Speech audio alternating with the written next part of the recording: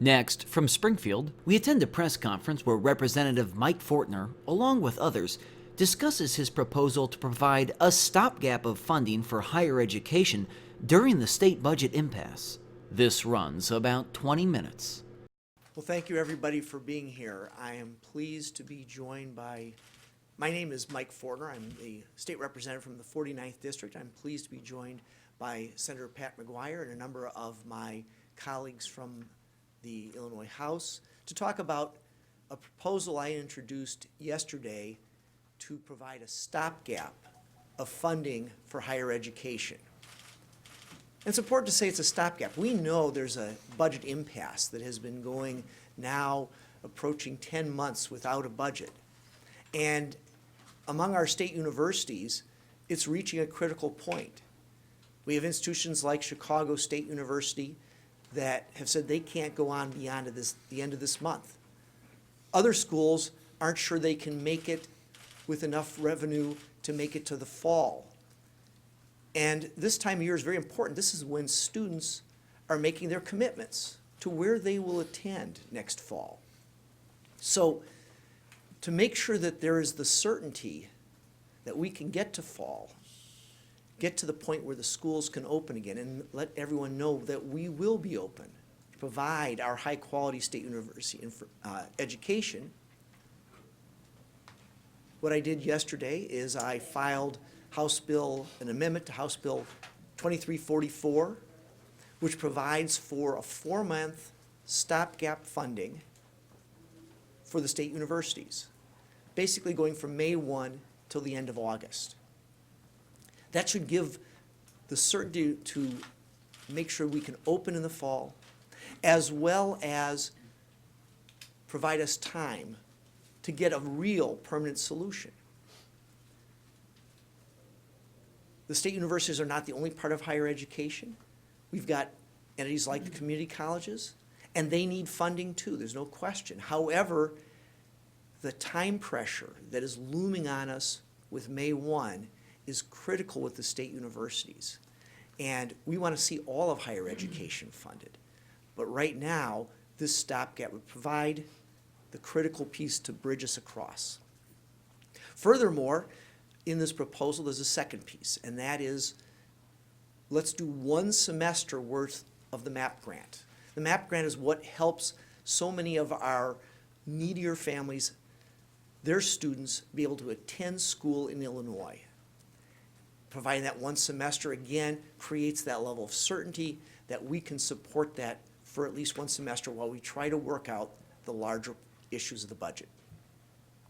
I have a third proposal, which is not yet in bill form and is not directly linked to the appropriation, which is to say, let's revisit how procurement works for the state universities.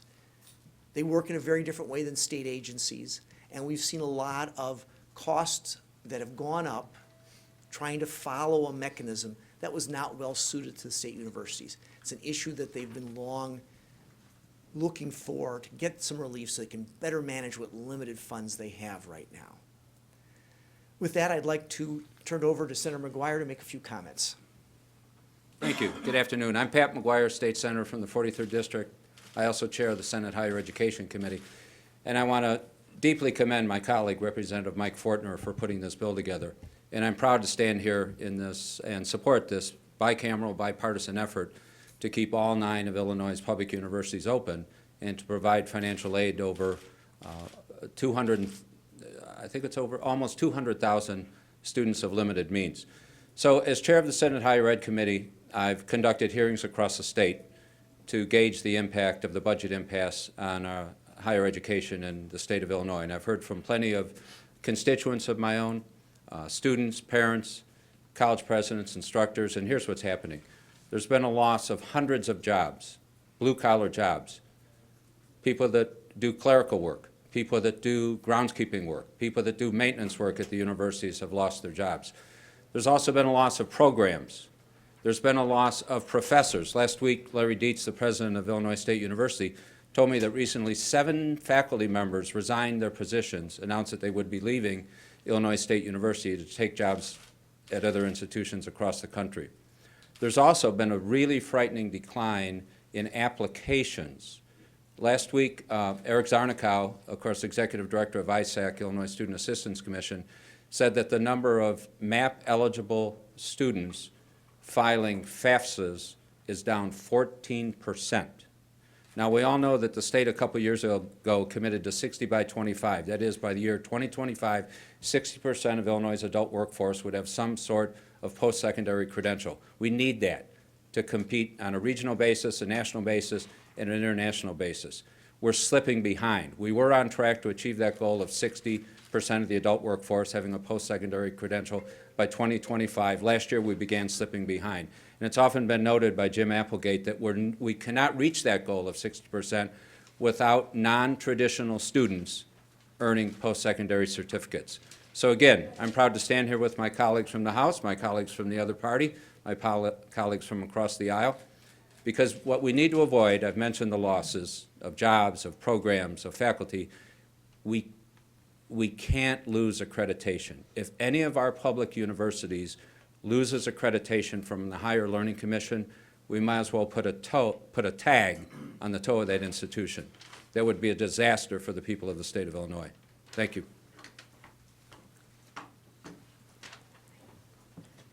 At this point, I'd be happy to take some questions if there are any. Mike, where would the funding come from? I mean, here, the governor and your House Republicans were just critical of the Democrats for passing a bill that had no funding, saying you're making empty promises. How would this be any different? The difference here is that we have a fund called the Education Assistance Fund. It is funded through income tax and certain gaming revenues. That fund, during the current fiscal year ending June 30th, will receive about $1.4 billion. And at present, there are about $800 million of obligations to help fund general state aid, education at the K-12 level against that. This is a special fund that is for educational purposes. Often goes both to K-12 and higher ed, and so there will be about $600 million in that fund in this fiscal year. The proposal I outlined will appropriate $558 billion, so the money will be there this fiscal year to sustain that appropriation. That would be for this, which semesters are we talking about, 550 million? Well, what this does is this creates a stopgap measure that can cover all the normal operating expenses, what's called the ordinary and contingent expenses of the 9 state universities for the 4 months going from May 1 through the end of August. So it's based on the idea that we're providing that stopgap while we continue to work out what should be a full budget to provide for the revenue for all the higher ed institutions. This is just general operating funds to keep them afloat. We're not talking about MAP funding in particular. Right, no, the MAP, right, there's both in this proposal. So the MAP funding is about $200 million of the $558 million, the rest being the operational money for the state universities. And, okay, and then all of that, the 558. The total of both of that comes up to 558. And would the money be freed up by the Educational Assistance Fund from that fund in any of the legislation that's out there, Dirk and Redonio, that taps into these state funds, or the one that the House considered, Barb Curry's the other day? I think there were various appropriations from the Educational Assistance Fund. This one is targeted uniquely and specifically at using what is now getting to be a fairly good estimate. We're only a little more than 2 months from the end of the fiscal year, so we have a pretty good idea of what should be available this fiscal year in that fund. Now, you say $558 million, and after a while, it starts to sound like a lot of money. How much would really make the universities whole when you consider that we're now completing a second semester of no support for universities and no MAP, and we're about to get into a third? What is that how far does that $558 million go? The proposal that was in Senate Bill 2046, which was the $3.9 billion kind kind of an omnibus spending across a number of different things, provided for an amount that was a little over $1 billion for the state universities.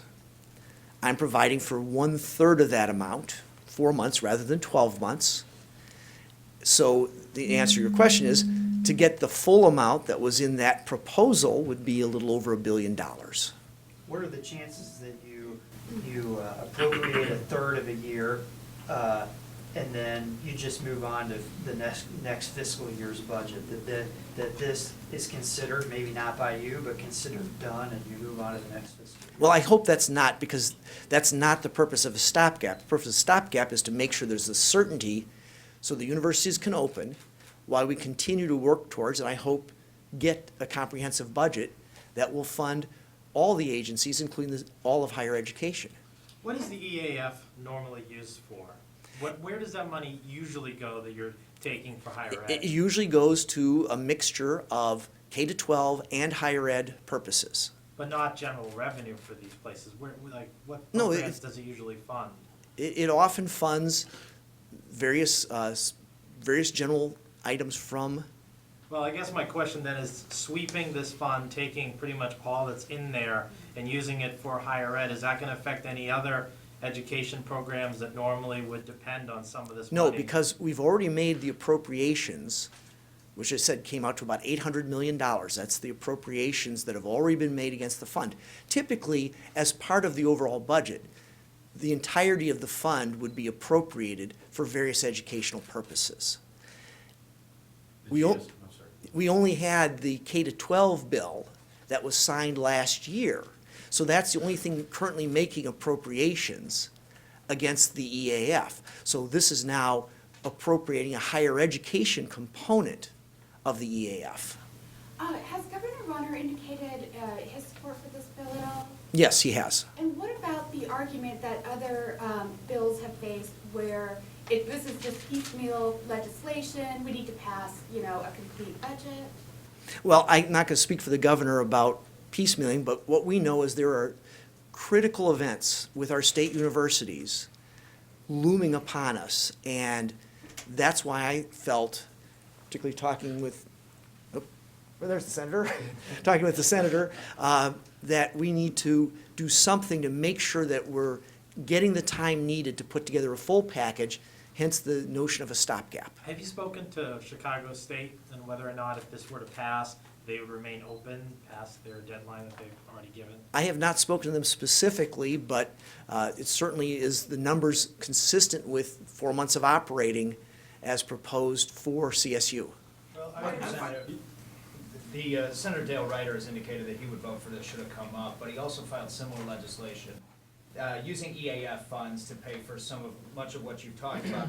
His plan, he says, would take more need-based approach to doling out the money. Are there some universities on this list that maybe don't need as much? Obviously, all are hurting, all need the money, but is need-based something that's missing from your plan? I haven't looked at Senator Ryder's plan, so I'm not in position to For make a your comment on plan, that. would a need-based approach be better served than a straight 1/3 of the entire year funding?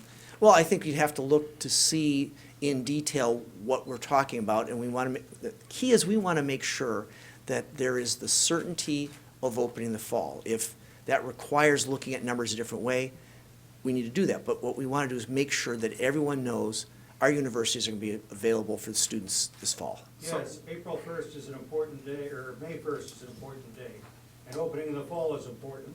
Obviously, parents who are considering college for their kids are thinking of it as a 4-year thing, not just a, one semester thing. And looking at all that's happened in the last 10 months, who would have foreseen this? So, what confidence do I have that this is gonna be a multi-year thing that'll carry my child to hopefully a degree? Well, all I know right now is we're looking at a crisis where there are universities that aren't able to make any kind of statement that they will be able to be open in the fall.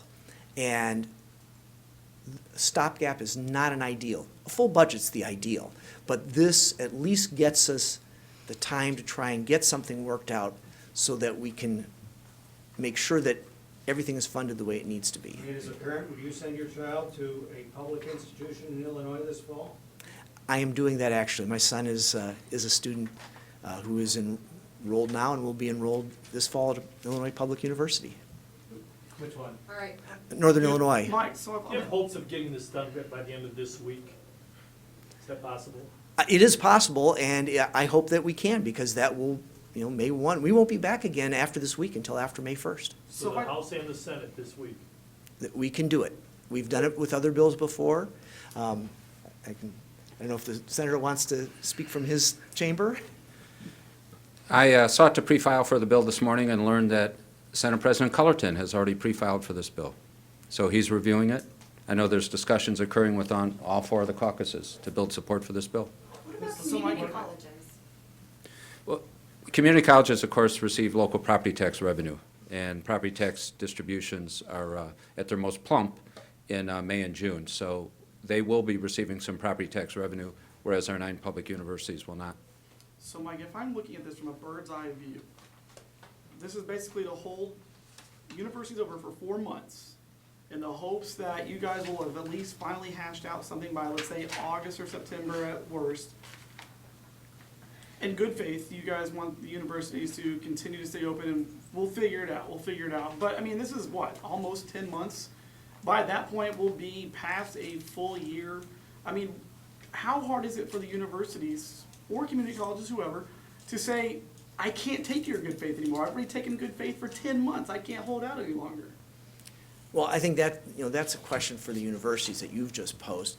From my perspective, I think there is a will to try and get something done. Certainly, a lot of the members have expressed that we want to see a budget, and we want to see the negotiations that bring us to that point.